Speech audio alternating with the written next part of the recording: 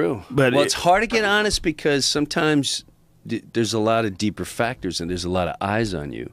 You know, if like your kids' eyes are on you, you want to expose them to stuff. So it's a little like I fear being a little too honest at times. Right, I see what you're saying. But I don't know if that's right or wrong.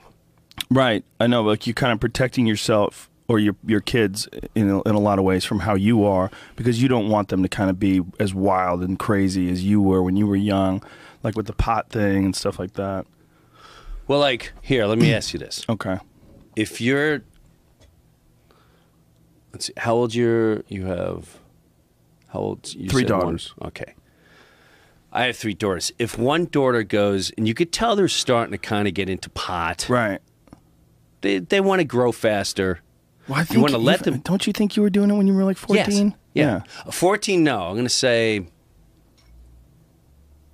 17 is, I was a late bloomer. See, I got into it a little bit with some friends when I was like 12 and 13. Yeah. We got some pot. 12? Yeah. Wow. Yeah. But I didn't get it. Damn, that's my middle daughter. Yeah, it happens, dude. You leave them alone. Leave those little fuckers alone. They get a hold of some music. That's what it is, man. You know, with us, we would go over this fucking dude's house and we'd listen to Bad Company, and we'd get some pot. See, I was still into sports at that time, but so when I discovered it, I was into the metal. Right. So we would go in the basement and we'd turn on. And but when I heard, and I don't know if that's another weird part of me. Why was I attracted to that? I heard that fast, furious, and that made me ape shit. It's great for a young guy. For a young guy, that's the music that sort of represents your hormones. You know?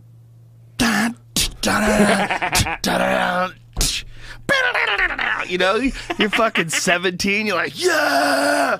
You know, and also you're suppressed all the time. Like everyone's like, calm down, settle down, not so loud. Right. Stop fucking each other. Hold on. And then some music comes up. And it just, you know. It releases all that madness. Yeah, it comes out. You can feel it. You feel the music understands you. I know, but I fear. Here's my biggest fear as a dad.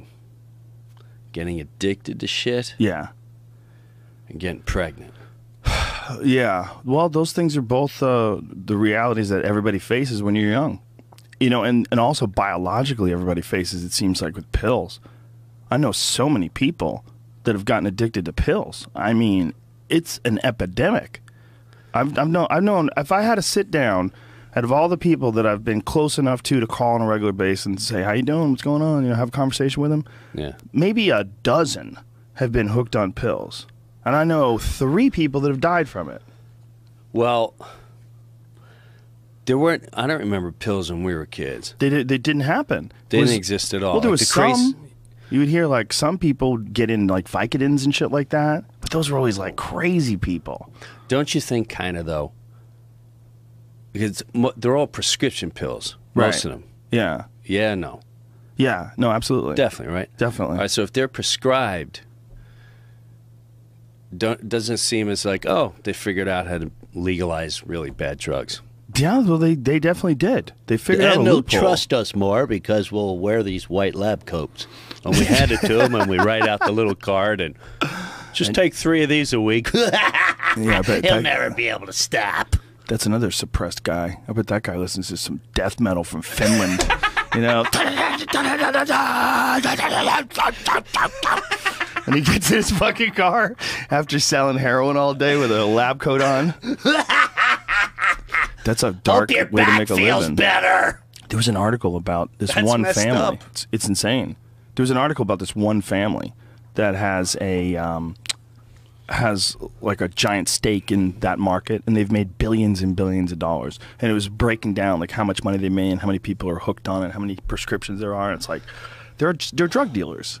Like legalized. Yeah. Well, if you looked at this in the future, like when they look back and they say, "Oh, remember those opium dens that the cowboys had? Remember from Wyatt Earp? Was it Wyatt Earp? Wild Bill Hickok, one of them fucking movies. They went to the opium den. The Chinese people got them all fucked up on opium, and we were like, "Whoa, those are dark times." This is way worse than that. I agree. And it's happened underneath our noses.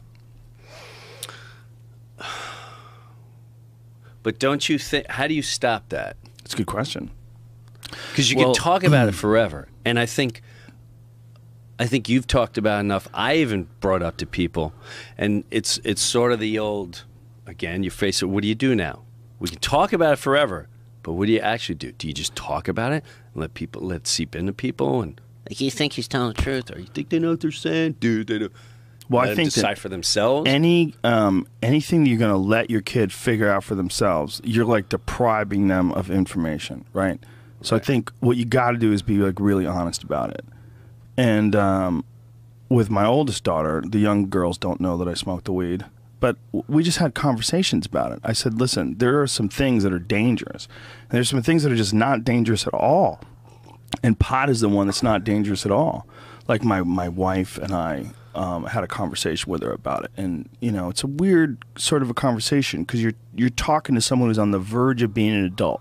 Right. So you're kind of bullshitting them still, but not really. Of course. Whereas if they were an adult, you'd be like, look, pot's not hurting anybody. I smoke pot before I go to bed. I do too. And then everybody would laugh, ha, ha, ha, ha, ha. You know what, for me, I like it right before I have a little nookie, you know what I'm saying? And then, you have these little conversations with people, with adults. But when the kids are like, shh, shh, shh, they're coming in. Don't tell them. Right. You want to keep somehow or another this innocuous thing from the kids. But meanwhile, you'll sip a glass of wine in front of them. I'll drink a glass of wine in front of my kids all the time. I've let them try wine. I've let them try a sip of wine. Try it. Oh, disgusting. And then it becomes a funny thing they talk about. Remember that time I tried the wine? Oh, my God, it's so gross. But it's socially accepted. Yeah. To let them taste how disgusting adults' taste in beverages are. But smoking pot in front of them or around them would be horrific. It's so foolish. Did you know anyone? I remember I knew a kid, and he was up the street, and he smoked pot with his parents. And they said, oh, man, you got to go in there and smoke pot with your parents. But my initial, I don't know, my instinct was like, oh, that's weird. Yeah. It's just weird. I can't have, that's weird. I guess it is. But I don't know. Yeah. I mean, it's not really. If having a drink with your dad's not weird, how come having a beer with your dad is not weird? I'll give you for instance. Okay. Sorry. My dad, he never drank with me. He never said, but everyone else would say, this guy is fucking, like, Brewer's your dad. This guy's nuts. Like, my father's nuts. I didn't see that side of him at all. So, not until it was my 21st birthday, like, I just knew him as fucking dad. Right. World War II vet and shit like that. Serious guy. Very serious. Never laughed in his life. I think he laughed twice. Like, the filthier, the funnier. And his laugh was just like, ha, that was killing him. That, you fucking killing him. Ha. So, I swear to God. So, when I was 21, he said, let's go have a beer. You're a man now. So we went to this place, Swamp Water Owls. I was in Florida. And went out and had a couple beers. He's saying he doesn't talk. He'll say stupid jokes, and I don't really understand. So I'm bored. I go outside, catch a buzz. I'm like, this will help the fucking night. I come back in. Catch a buzz means smoke a little weed. Yes. I come back in, and there's a crowd around him. And I swear to God, because he was older, I thought he was down. Everyone was looking at the old man on the floor.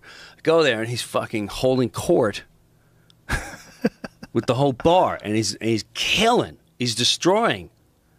And so then they turn around like, who is this fucking guy? I want to hire him. He's fucking hilarious. And I just couldn't understand. I never saw this man. So I had a beer, he had a beer, we caught buzzes, and we had I never saw my father as funny. And I said, why didn't you show me this side earlier? I would hear this from all my friends. He goes, you weren't fucking ready.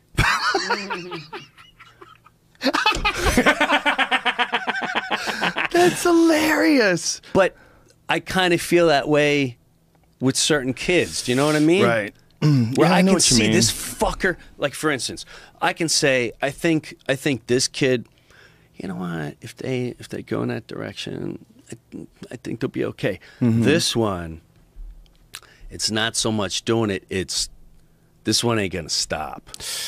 Yeah, they do have different personalities like that, right? Yeah, and you've seen like it's almost like I'm gonna let you out of the fence. Don't go past that fucking tree. Phew! They're in the woods. Fucker went in the woods.